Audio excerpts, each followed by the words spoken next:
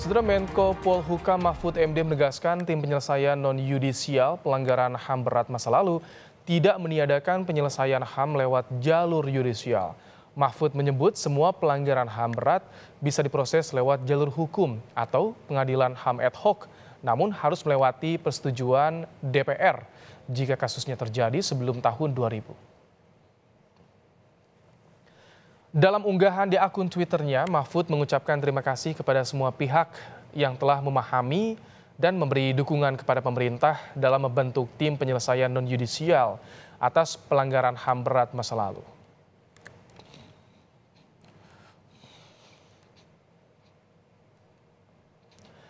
Mahfud juga menambahkan kritik pasti ada, tetapi sudah kita antisipasi. Terima kasih kepada semua pengkritik karena kritik adalah vitamin.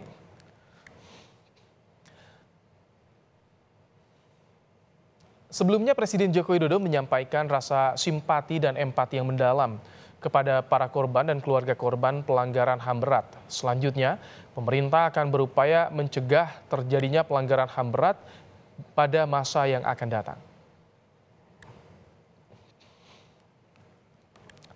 Pemerintah mengakui dan menyesalkan terjadinya pelanggaran HAM berat di masa lalu. Terkait hal ini, pemerintah berusaha memulihkan hak korban hingga berupaya agar pelanggaran HAM berat tidak lagi terjadi di Indonesia di masa yang akan datang. Lantas bagaimana cara pemerintah mengimplementasikannya hingga menepis keraguan sejumlah pihak?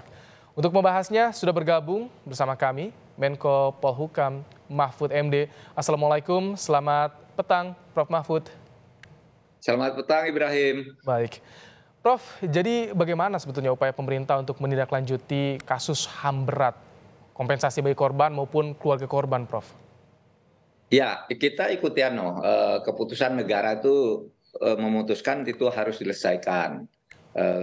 Biasanya TAP MPR dan undang-undang ya. TAP MPR menyatakan diselesaikan melalui pengadilan dan melalui non pengadilan. Undang-undang juga menyatakan gitu. Upaya melalui pengadilan sudah lama dimulai, tetapi tidak pernah berhasil ya, karena memang buktinya udah tidak ada gitu ya. Bukan soal apa namanya ya, faktanya sih ada tapi buktinya kan tidak ada gitu, sehingga semua yang diajukan tuh oleh pengadilan dikalahkan semua. 30 terdakwa itu dibebaskan oleh hakim semuanya. Nah, sisanya terus sampai sekarang diupayakan dan tidak ada daluarsanya ya, jadi tidak menghentikan proses yudisial. Tidak mungkin kita hentikan. Lalu yang non yudisial juga melalui undang-undang KKR dibatalkan karena banyak yang curiga KKR itu dianggap untuk memberikan maaf atau meminta maaf terhadap kelompok yang salah gitu, sehingga pada waktu itu undang-undang KKR yang sudah jadi oleh Kiai Yusuf Hasim dari Tebu Ireng itu di judicial review dan dibatalkan oleh MK. Maka kita sekarang menempuh jalur non yudisial melalui tim PP HAM, penyelesaian non yudisial pelanggaran HAM berat di masa lalu, dan kita sudah memutuskan dan alhamdulillah Presiden sudah menyatakan menerima semua rekomendasi. Kemudian alhamdulillah juga kemarin pagi PBB itu sudah mengeluarkan pernyataan apresiasi kepada pemerintah Indonesia bahwa upaya yang puluhan tahun dirintis selalu gagal sekarang sudah menemui titik terang. Sebagai langkah baru sudah dimulai untuk memperhatikan dan merehabilitasi hak korban ya. Ini korban yang jadi fokus kita, bukan pelaku, karena kalau bicara soal pelaku amat sangat sulit dan itu hanya pengadilan yang bisa memutuskan. Kita cari korbannya lalu kita rehabilitasi kerusakannya, apakah itu kerusakan mental, ekonomi, Baik. politis dan sebagainya, kita rehabilitasi. Detailnya seperti apa, Prof? Kan tadi kalau di yudisial memang ada banyak kendala. Nah, non yudisial ini seperti apa agar memastikan rasa keadilan, Prof, bagi korban dan juga keluarganya. Dan tadi sebetulnya sudah ada apresiasi dari Komisi Tinggi HAM PBB ya, Prof ya. Ya, banyak sekali ya yang bisa kita lakukan, masalah restitusi misalnya korban keturunan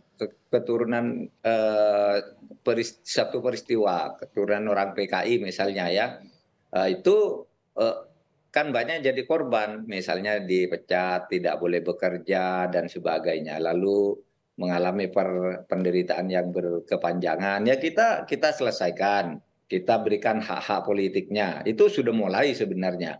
Kemudian misalnya korban kasus dukun santet di Banyuwangi sekitar 140-an orang itu lulu dibunuh dengan keji dengan alasan tukang santet, padahal pimpinan pondok pesantren, pimpinan madrasah itu kan keluarganya hancur sekarang, berantakan. Ya kita perbaiki. Ada yang kampung rusak, kita perbaiki kampungnya. Kemudian sediakan macam-macam pembangunan dari PUPR, dari Kementerian Sosial, nanti dari Mendikbud, yang semuanya khusus ditujukan untuk menyelesaikan atau merehabilitasi korban, ya. Saya bicara korban pelanggaran HAM berat ini gitu. Prof, Dan itu akan segera dimulai. oke. Banyak yang mengapresiasi langkah ini, Prof. Tapi tak sedikit juga ya, Prof, ya, yang meragukan. Nah, bagaimana tanggapan dari pemerintah terhadap yang meragukan soal penyelesaian lewat non-yudisial ini, Prof?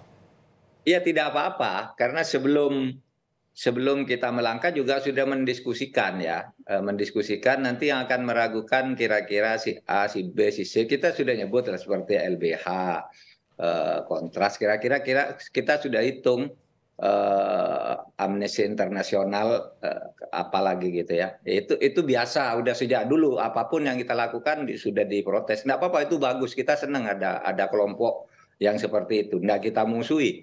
Tetapi saudara lihat itu di gambar tim itu semua ini tergabung. Orang yang dulu sangat menentang penyelesaian non-yudisial seperti Pak Kiki Sahnakri, lalu ada kelompok NU itu dari Pak As'ad, Pak Musaki dulu tuh sangat menentang, ya, kelompoknya. Kemudian ada yang sangat pro, apa namanya, seperti Isdal Kasim yang ikut merumuskan ini. Lalu ada Pak yang ikut merumuskan terjadinya pelanggaran HAM itu. Lalu ada Pak Wakil daerah yang menjadi korban HAM, ada Pak Abu Bakar, Mustafa Abu Bakar. Ada itu yang sangat terkenal Pak Makarim Wibisono, yang belasan tahun karirnya ngurusi HAM di dunia internasional.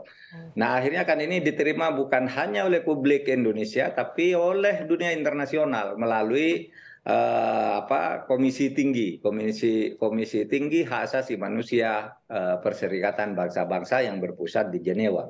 Dulu puluhan tahun kan selalu dimunculkan dari situ. Sekarang muncul dari situ bahwa apresiasi terhadap pemerintah Indonesia gitu. Sehingga kita sekarang bisa teruslah bekerja, nggak usah tersandera oleh hal-hal yang seperti itu secara terus-menerus. Prof, ada banyak pelanggaran HAM berat yang diakui dan disesali oleh pemerintah di masa lalu tentunya, Prof. Apa langkah hukum yang paling dekat yang menjadi prioritas penuntasannya, Prof? Kasus apa, Prof? Yang masih mungkin tuh dalam hitungan kami yang terjadi sesudah tahun 2000, ada peristiwa Wamena dan Wasior. Itu dulu terjadi pada tahun 2001 sampai 2003. Nah itu dulu secara teknis lebih mudah karena dulu kekeliruannya itu secara prosedural hanya karena itu tidak dipisah oleh Komnas HAM, karena padahal kasus ini beda gitu. Tapi diminta diperbaiki dulu agar dipisah. Nah yang lain-lain itu terjadi sebelum tahun 2000 itu agak sulit, ya, untuk diselesaikan. Karena itu buktinya sambungan antar bukti itu dari Komnas HAM menurut Kejaksaan Agung tidak bisa. Anda jangan, masyarakat jangan curiga Kejaksaan Agung tuh sengaja tuh ndak mau, ndak berani, ndak juga. Karena dulu pada tahun 2004 atas inisiatif Presiden SBY diangkat Abdul Rahman Saleh yang sebelum menjadi Jaksa Agung termasuk orang yang paling keras agar pelanggaran HAM berat ini diselesaikan.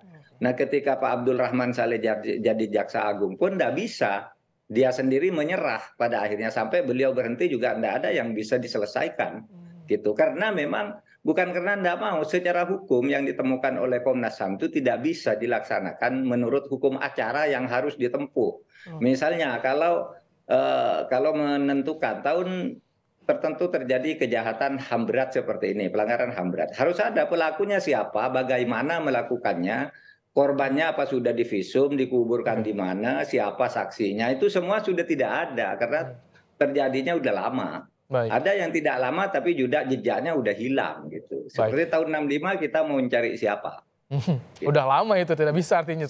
Baik. Lama, udah 60 tahun lebih. Prof, jika tadi bukan fokus pada pelaku tapi pada korban, jadi nanti bentuk kompensasi pada korban, keluarga korban, itu seperti apa sih, Prof? Ada 12 macam kemungkinan yang bisa kita lakukan. Kalau misalnya dulu korban diberhentikan dari pekerjaannya, ya kita diberi kompensasi seakan-akan dia tidak pernah berhenti bekerja, dibayar nanti oleh negara. Itu kan banyak yang korban seperti itu.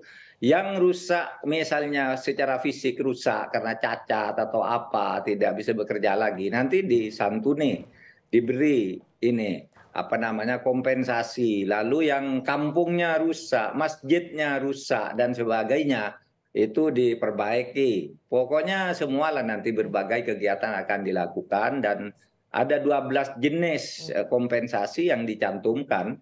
Itu termasuk untuk korban pelanggaran HAM 65 juga, Prof? Iya, korban 65 dan supaya diingat ya, ada orang yang curiga sekali bahwa korban 65 itu nanti mau memperhatikan apa menolong korban PKI, padahal korban PKI itu padahal PKI itu salah, tapi enggak, bukan hanya korban kejahatan keganasan PKI, tapi juga ada yang warga umat Islam juga menjadi korban kan di situ karena keganasan peristiwa itu. Karena kita tidak terpaku pada tahun 65 tapi mulai dari tahun 62 di mana pelanggaran terhadap umat Islam juga di berbagai tempat sudah terjadi. Ya kita kompensasi, kita tolong ini umat kita gitu. Prof Mahfud, terima kasih untuk penjelasan dan juga upaya dari pemerintah. Semoga semakin tercerahkan soal penuntasan pelanggaran HAM berat di masa lalu ini. Terima kasih sekali lagi Menko Polhukam Mahfud MD telah bergabung dalam program Kompas Petang. Sehat selalu Prof Mahfud.